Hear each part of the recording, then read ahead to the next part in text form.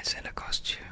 I thought I'd be honest and say, yeah, I'm doing this directly after the other one you just saw, if you're watching them in order. But the thing is, I didn't do something, and it's not even on the camera, but I have this sitting here. It's Mrs. Claus, but actually, it's in case I finish the wine. So, yeah, but the thing is, I've been drinking it really slowly, oh my god. See, my original plan for, like, a funny thing for that Christmas video is to actually have had 3 bottles of wine here and, drunk through this really quickly, and then just jokingly, oh, finished, and bring up the next bottle of wine, and then keep pouring. The thing is, I got so excited talking to you guys about Doctor Who, the classic series, the 1960 series, that I forgot to drink. So, complete failure there. Oh my god. So, not quite lit. Just a bit tipsy. And so, that means it's time for a New Year's Day special. Welcome to 2018. Oh, yeah, and we gotta get rid of that. And maybe that. Okay, now it's more like 2018, yeah. Hey, yeah, I should put some Easter stuff out, right? Yeah. Oh, hang on, Valentine's Day is before Easter. Yeah, I should do that. And so, okay, so, no, I won't be drinking that tonight. It's actually almost 2 a.m, so I probably shouldn't be drinking, but hey.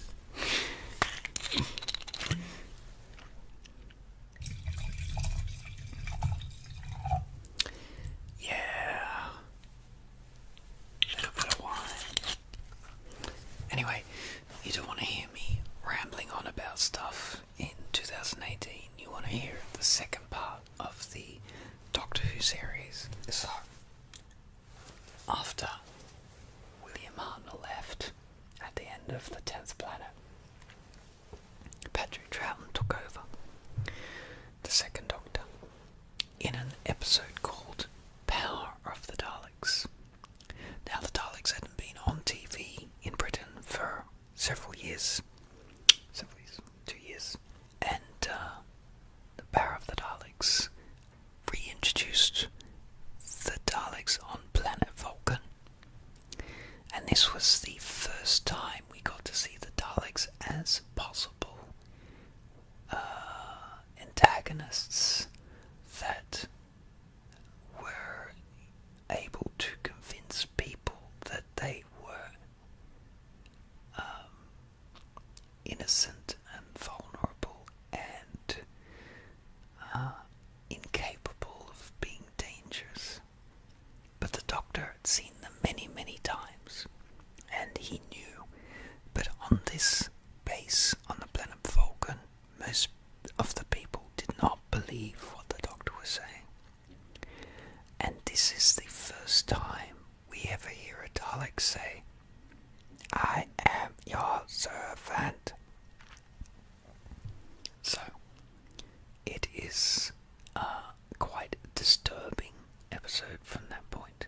But the first episode is quite weird or unusual because it has a new actor playing the position of the Doctor, and he's playing it up. He's like trying to convince Ben and Polly that he's the Doctor, but not actually making any real effort, and he just plays a flute, which is completely out of character for the previous Doctor, considering they'd only been there for a short time, and they were already travelling space and time. Him changing into a new body should have been like an easy thing for them to accept. They already accepted time travel, but it was actually difficult for them to believe. And then they had the Daleks to deal with. So in The Power of the Daleks, the Doctor eventually helps the colony to overthrow the new Daleks. And the special thing about The Power of the Daleks, of course, is not only does it introduce Patrick Troughton as the second Doctor, and the episodes don't exist anymore, they only exist in audio, but that you can actually find some video footage that was rescued, that was edited out in Australia but kept. So when the original episodes were sent back to Britain and then destroyed, the edits that censors had removed were actually kept in the archives, and a fan from the Australian Doctor Who fan club spent many years searching through archives and documents, and he was able to track down these edits and assemble them together in a presented format, which he submitted to the ABC board to say, these are all the segments that I found, and I would like to be able to play this for the Doctor Who Club Australia meeting. After all this research and all this action, there was a big conflict in Australia because someone in the Melbourne department found the edits that he'd put together and thought that they had found a lost video and announced it to the Melbourne club before this fan could announce to the Sydney club. And it was like, but he did all the work, how come it was announced to the Melbourne club? So there was a big situation that happened in the 90s.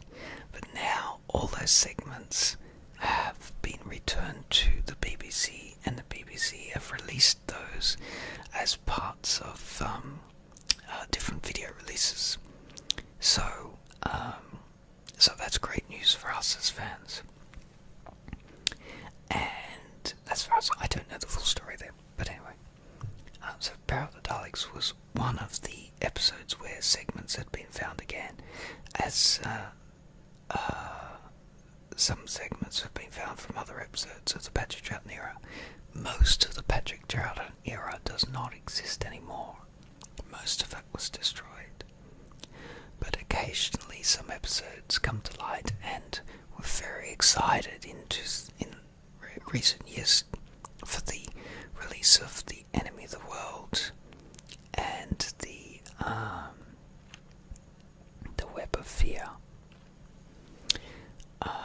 For those, the recovery of those episodes. That was amazing news. Anyway, coming to that. So, after The Power of the Daleks was The Highlanders, the last historical for a while. And in The Highlanders, the Doctor meets Jamie, who will become the longest running companion in Doctor Who history. And Jamie and Ben and Polly have to deal with Highlanders in the historical, which is a story that is fairly forgettable, unfortunately. There's some dramatic scenes, but not so exciting. Okay, after the Highlanders was the Underwater Menace, where the Doctor goes back to the time of Atlantis, and the Underwater Menace features the very well-known scene of Professor Soroff, I think, saying, "Nothing in the world can stop me now." It was so camp, so over the top, so incredibly out there that it stands out as one of those episodes. And the Underwater Menace has that reputation of having these over-the-top dramatic scenes. And the fish people, very interesting. There, you can find pictures of those. And they have all these like little feathers around their eyes and scales and things, trying to make a human look less human. So yeah, the Underwater Menace, pretty cool. Following that is the Moon Base, and the Moon Base was so claustrophobic. Oh my god, it was such a cool episode, a cool series.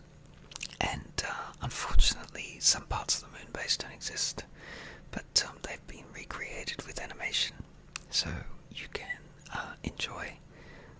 And in fact, the animation was done by a group of animators in Melbourne, in Australia, and they spent months perfecting it, getting the expressions right, getting the faces right, and even reenacting some of the scenes so they can do like a copy of the shape of the person so they can get the scene movements right in the animation. There was a lot of work, but it came out really well. So if you haven't seen the Moonbase animation, you should definitely check it out. Now, the next episode, the Macra Terror, was an amazing episode with crab aliens, and the Macra would actually return in a David Tennant episode decades later, briefly. But so in the Macra Terror, they landed at a camp and they found that the camp people were being controlled by these alien crabs. So, yeah, how exciting, yeah. After that, it's the Faceless Ones, and previously I did this a little bit out of order, so I'm just going to do a re-edit. And in this story, it involves an airport and these aliens taking over. It's basically the zombie invasion, or the invasion of the body snatchers on an airplane. And so, not many episodes exist of this, unfortunately.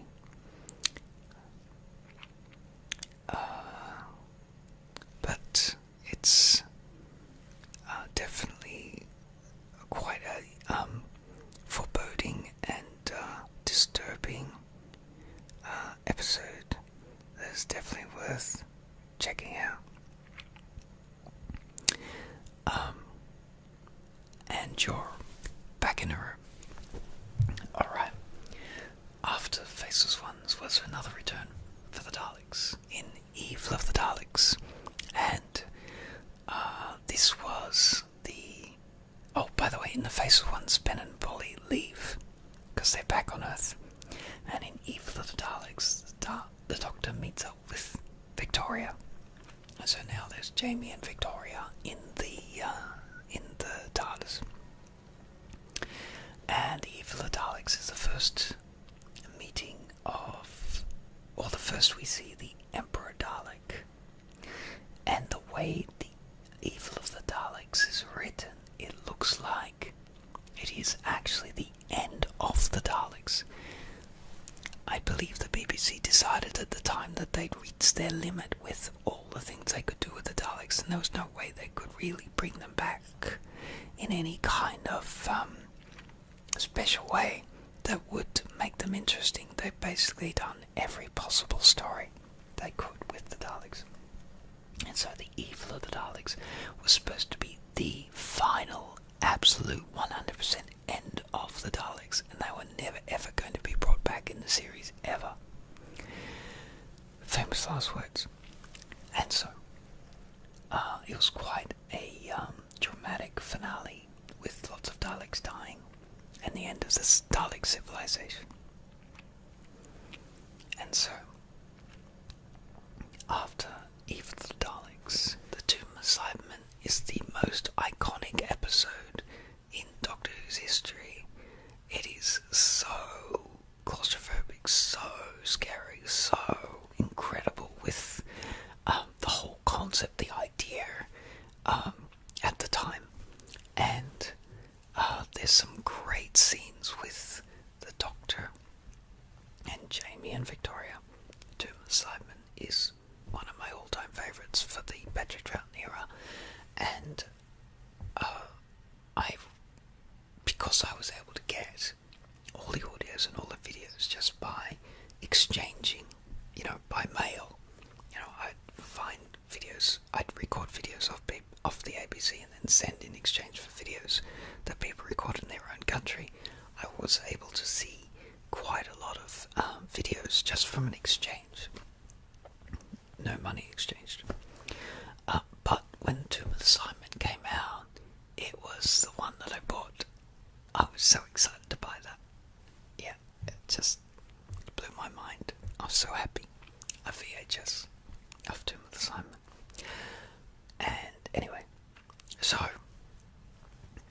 yeah, it features Cybermen picking people up and throwing them in the air. It features the cyber controller. It features Cybermen breaking out of these cocooned areas because they were under like in suspended animation. And yeah, there's so many really iconic scenes in that story. You definitely got to check out the Tomb of Cybermen. If you don't watch any Patrick Troughton episode, if you don't watch any other Patrick Troughton episode, I highly recommend that you watch the Tomb of Cybermen. Absolutely. Better than Wheel in Space even. Anyway, we had a very iconic story which you can actually download a colour video of behind the scenes filming, which is just incredible. Well, not really behind the scenes, but just, on set. And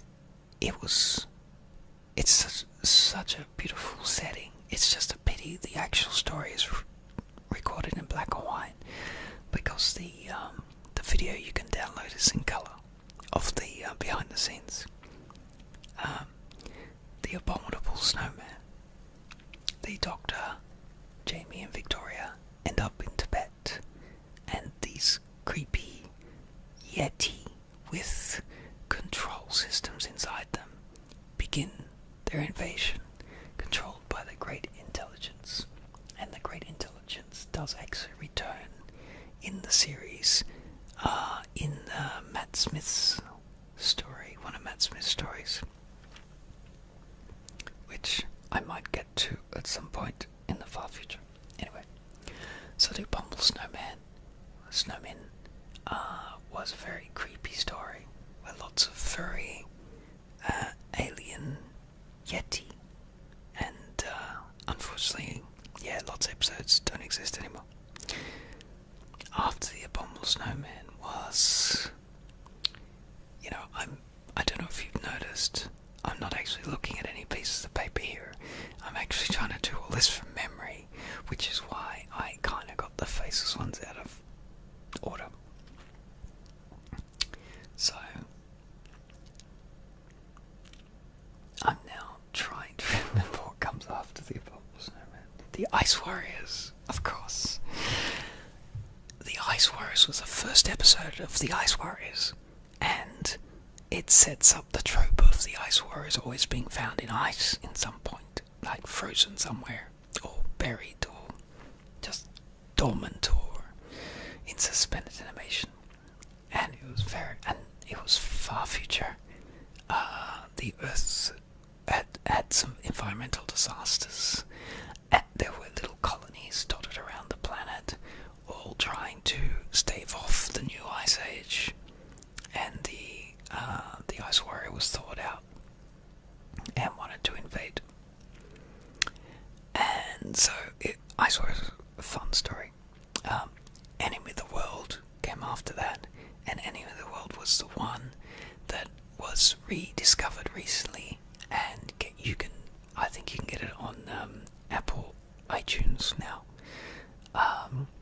Amazing story. It has Patrick Troughton playing another character, and there's a great scene which I can't totally will ruin episode 6, but anyway, it's very disturbing how they represented a dictator in that story, especially considering it's a kid's story. There's barely any technology in it. It's set only slightly in the future. There are no aliens, but the Saladin. Yeah, sorry, I can't remember his name. Anyway, but yeah, and some of it's set in Australia. Great. But yeah, it's definitely worth watching. Very disturbing story. After that was The Web of VR, a sequel to The Abominable Snowman, and they brought back the characters from The Abominable Snowman, and they brought back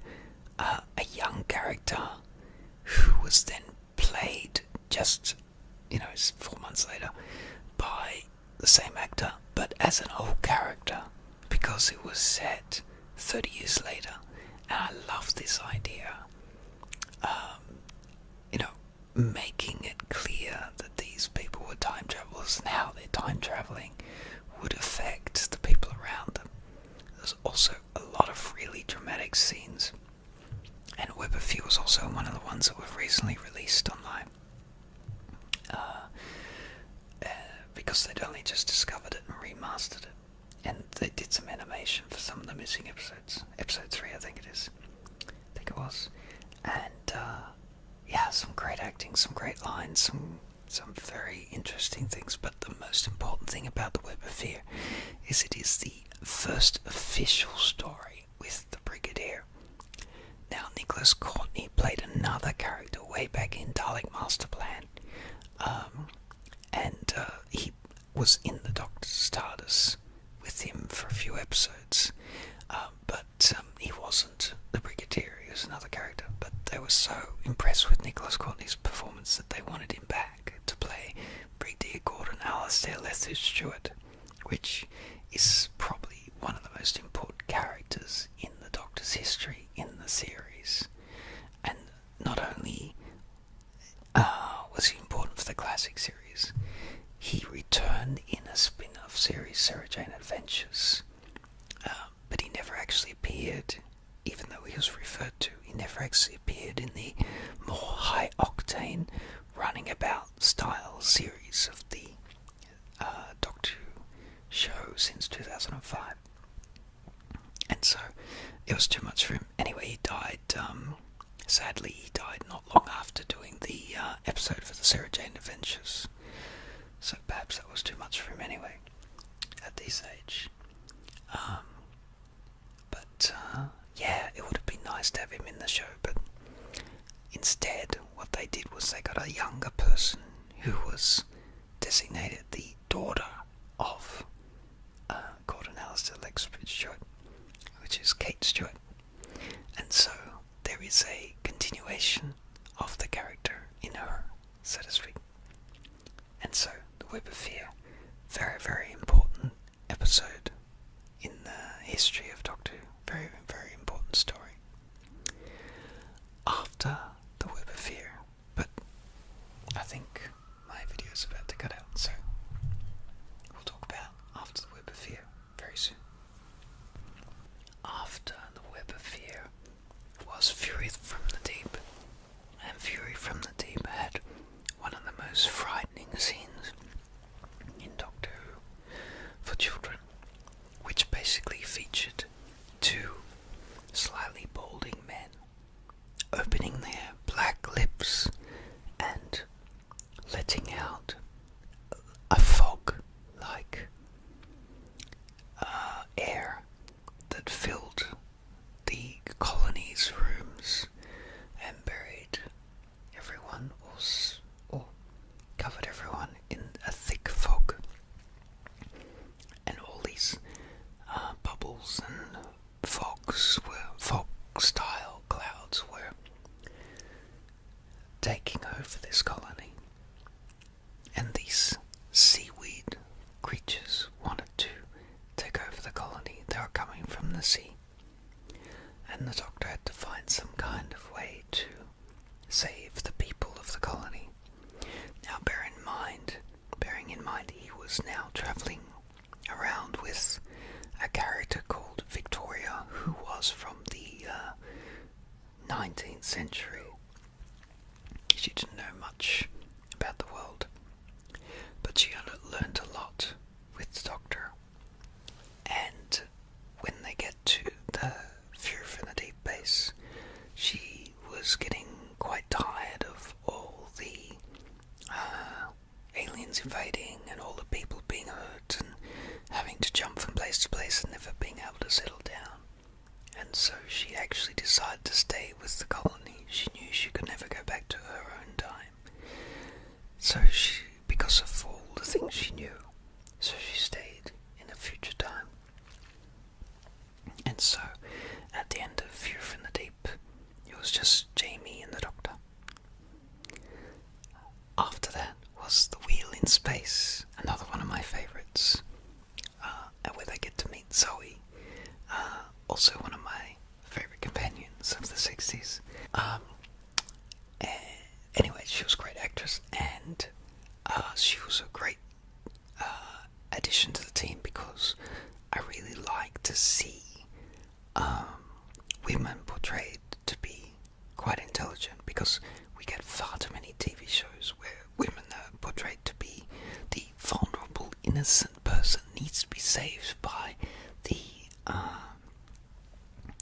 knight in shining armor. You know, the princess stories and Disney stories and everything. It's always the masculine man and the extremely feminine woman. And not in my experience, I live in Australia, all the women I've ever met are quite tough, so Zoe was very, very smart, so I was quite enamoured by that actress, and that actress's take on the companion of Zoe. Anyway, Wheel in Space, super intelligent girl. Fighting Cyberman, I wasn't really into Daleks, I was into Cybermen. I actually was attracted to the idea of replacing your body so that you could live for a very long time, because I don't want to age, and I see way too many old people. They just sit in nursing homes and sit in their lounges and knit or just play Scrabble or watch TV, and that just freaks me out. I never want to do that. No way, I'm not doing that. And so the idea of Cyberman, where you can replace all your body parts so you can keep living and be even stronger than being human, that was very attractive to me. So anything with Cybermen in it, we're like, oh wow, cool. Of course, in Star Trek, 30 years later, they had the Borg, which is the same kind of thing, but the Borg were a little bit more organic. They weren't really robotic in a sense. They only replaced half their bodies, not all of it, really. Whereas the Cybermen really replaced all of it except most of the brain. So, yeah, I was really into the Cybermen as a kid. And so, yeah, Wheel in Space, Cyberman, yeah, lots of special effects, yeah, set in space, in a wheel, a satellite, yeah, it was like, how awesome, I love it so much. Anyway, Wheel in Space. Okay. What's after Wheel in Space? You know what, I'm gonna have to go through this in my head. Power of the Daleks, Highlanders, Underwater Menace, Moonbase, Macroterra, Faces Ones. Okay, so I've completely failed as a devout Doctor Who fan because I completely forgot the episode called The Dominators, and what's worse is not only did I have to look it up, I actually still can't remember The Dominators. I really can't.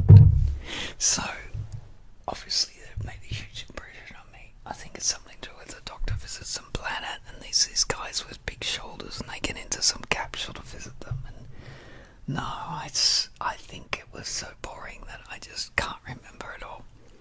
That's really interesting because it means I really should watch it again. Yeah, 30 years ago. Probably a good excuse. Yeah, I really don't remember it at all. So, nothing much I can say about the Dominators. However, the Mind Robber was played in Australia several times, and I watched it each time. And the Mind Robber is quite interesting in that the Doctor is stuck in a situation where someone is attached to some kind of mental connection that creates the world around them, and he's tapping into the thoughts of Zoe and Jamie as they travel through this weird world. And once again, it's a little bit like Celestial Toymaker with some games to survive. And there's this one thing where Zoe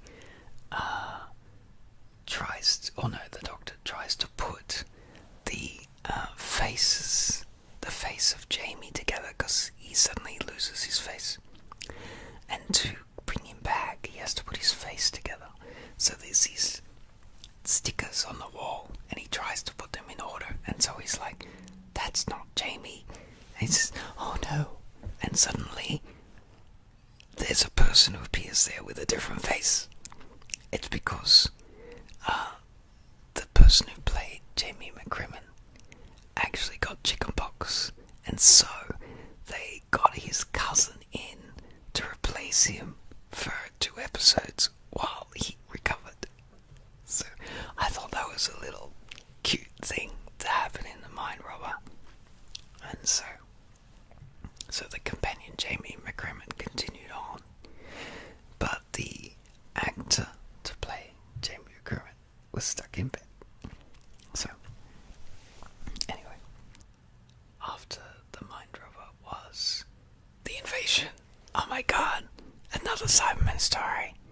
Cybermen come to London the first time, and they invade, and they break out of, the sewers, and they walk down the steps of Whitehall, and it's just such an amazing series, but it's 7 episodes long.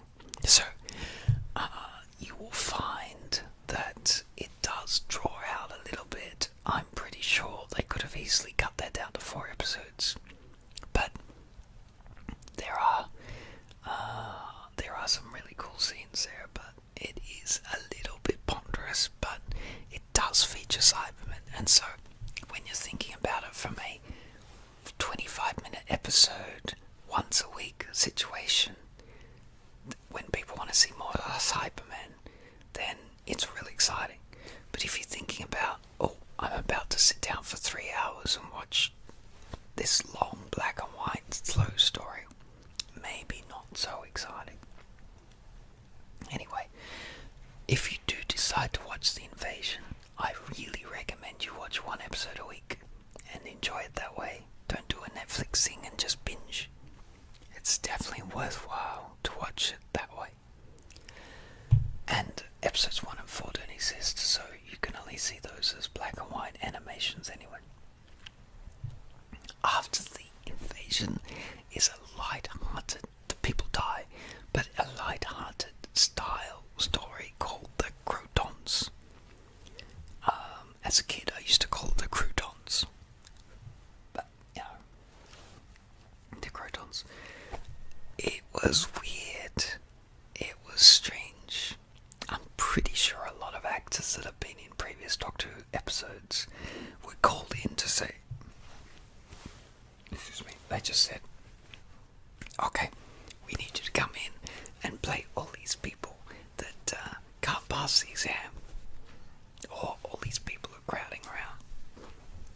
I'm sure I saw people from previous episodes there. Anyway, Crotons have these crazy robotic creatures that are in suspended animation that are have been waiting for hundreds of years for someone to be intelligent enough so that they are able to absorb that intelligence and then reanimate. So it's not until the Doctor actually turns up and plugs his head into the testing system that it gives them enough energy to revive.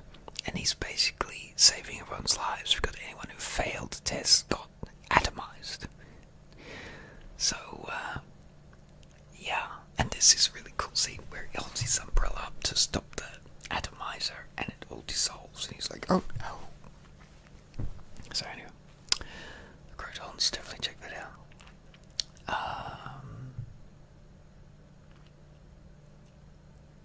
The Seeds of Death, the Ice Warriors return. That's another fun story. Yeah, I really enjoyed The Seeds of Death. 6 episodes. But it has the transmat. This is the first, I believe it's the first appearance of this technology on Earth, set around about now. And, the people of Earth are, transmatting between Earth and the Moon. But, the Ice Warriors are wanting to invade using the transmat, because there are now transmats all over the world, and they can just, appear. And they start doing things like spreading deadly fog and lots of other things. There's lots of things that happen in Seeds of Death. Just thinking about it and talking with you about it, because I haven't seen it in 20 years, I'm like, yeah, I really should check this out again. Really excited by that. Okay. The next one in the Patrick Troughton series is the Space Pirates. Now, Space Pirates doesn't exist, but I have heard the audio and it doesn't sound that exciting. I still can't think of what would be good about the Space Pirates. No, I just can't. I'm really sorry. No. Yeah, I have nothing to recommend. If you've heard the audio or read the book, maybe you can leave a comment below about what you recommend about the Space Pirates, and I might revisit that story. I haven't really listened to it in 20 years, so maybe I'm a little bit biased, but couldn't get into it.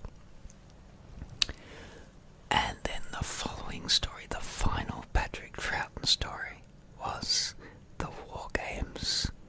What an amazing story, situation. 10 episodes of the Doctor jumping through different time fields and dealing with different problems and all the different little short stories that happen with the longer story. And then he eventually finds out that there are actually another race of beings with time travel capability that just like having wars, called the Warlords, unlike the Time Lords. And this is the episode where eventually he actually does have to call the Time Lords for their help. His own race of people, never called them before.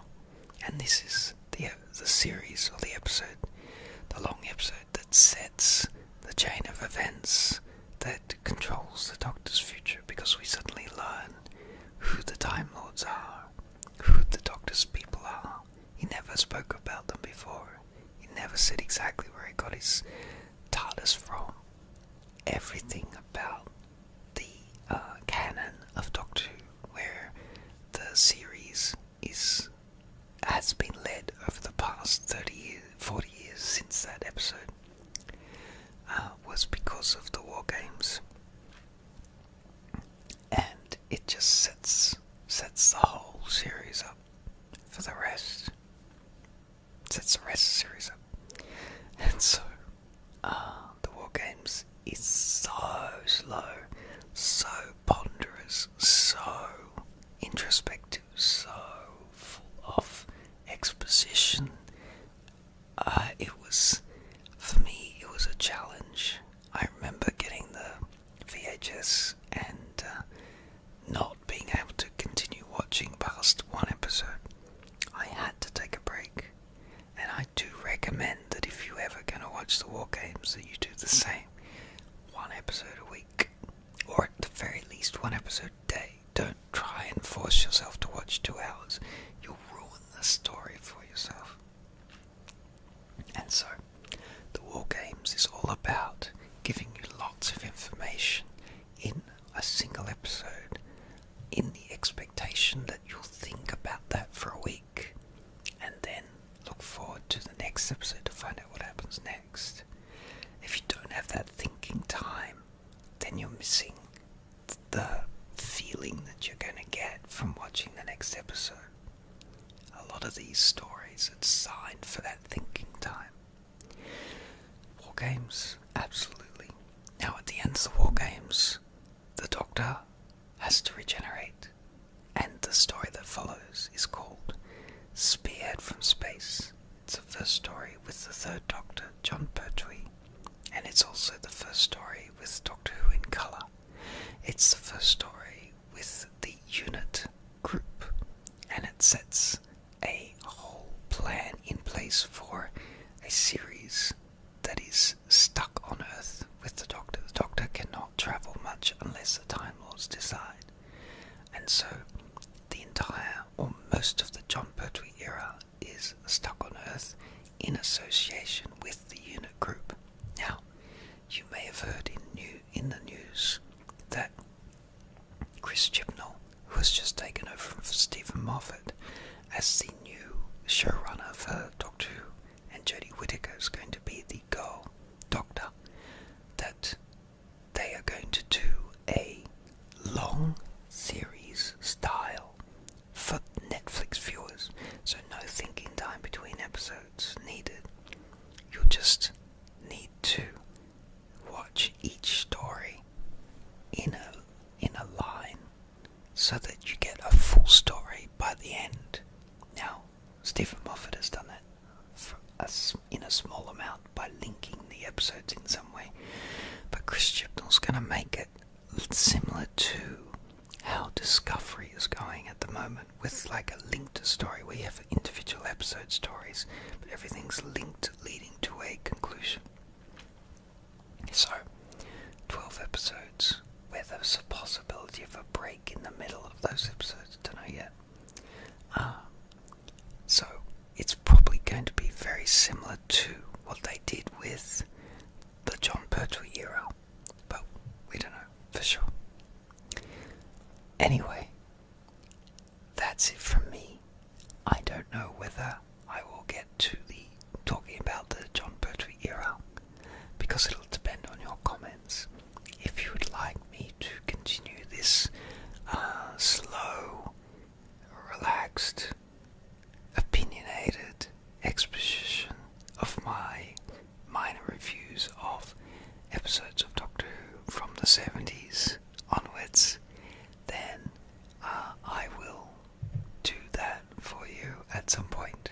Now that I have the equipment, and that I have the software, and that I have the space to do it. But if not that interested in seeing or hearing anything further about Doctor Who, then that's okay too. I can think about something else. Let me know if there's something you'd like me to talk about. I'm interested in almost everything except sport, so if you want me to just ramble on for 20 minutes about a particular subject, leave a message below and I'll get around to it at some point. Thank you very much again for listening to my ASMR videos. I really appreciate it, and I hope this has helped you to fall asleep, and perhaps we'll see you again. Sweet dreams. Hey, you're still watching? Thanks for watching this far. Gotta say, I had no idea I'd be speaking for a couple of hours. This is how long I've actually spent on this video, but I'm editing it down so it's a little bit easier to help you sleep. So I just want to let you know that I have been in my spare time putting together some scenes from a script that I rewrote. The episode was originally called Doctor Who Heaven Sent, starring Peter Capaldi, and I thought I loved it so much that I would do a fan version, but not really the same, because you can't do the same. It's too good. That was one of the best episodes I've ever seen. And so I rewrote the script to be more about some Earth guy who gets drunk a lot and is being chased by an animated monster, as you do. And so you can find this if you do a search on YouTube for Doctor Who Heaven Sent, sent with a C-E-N-T. So yeah, it's not ASMR though, but if you want to see me running about in the city somewhere, then that's the way to do it. If you want